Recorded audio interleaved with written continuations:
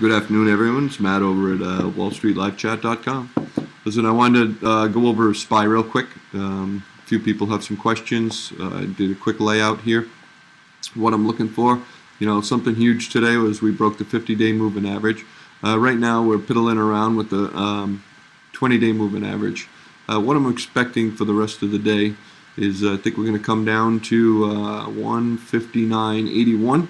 Fill this gap on right here, and also you have support here, here, and here, so that will be the target today, 159.81. I think in the longer term, we have a gap right over here. 1 second. We have a small gap with support right here in this between these two, and we also have a bigger gap here. The 143 area I am looking to fill by the end of the summer.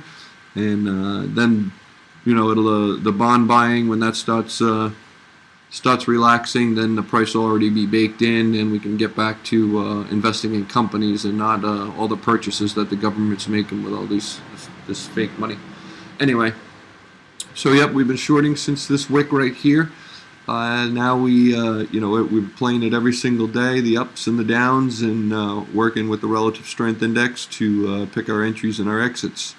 We've been waiting for this. We expected this, and this is what happened for us. This was a great drop today, a great drop yesterday. You had that lower high candle right here. It's solid. So, I expect it to head back down. On the bond purchases next week, there's some big bond purchases that are going to be taking place. None today. Tomorrow we have 2.75 to 3.5 billion. So the potential for a move to the upside to fill this gap and then resume to the downside is, especially with the relative strength index the way it is very doable. 163.41 for the upside, and that could take place tomorrow before we resume down next week. I'm not 100% sure on that, but that's just my gut, and that's going by the bond purchases and where the relative strength index is. That's the potential.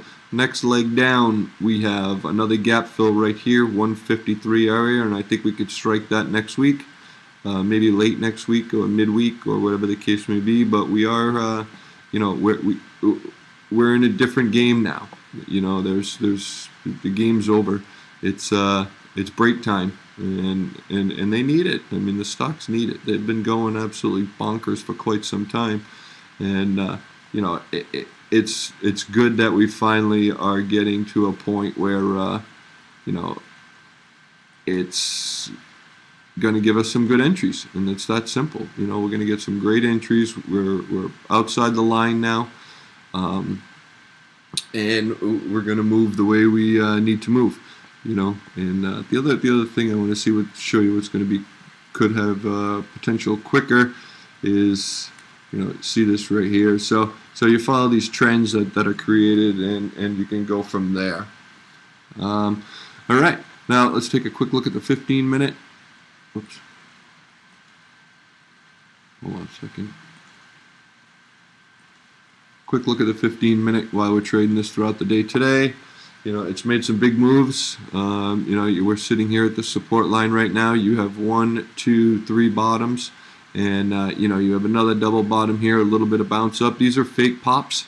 There's just not enough juice to get these going. This wick was the proof of that. The wick was telling we were in calls from down here. This wick right here is the one that said, okay, we are not going any higher. All right. So when you see these wicks, that's when you know. So protect yourself on either side. When you see these wicks, we're not going any lower, and we move to the upside. So I mean, you have to use what you have for tools.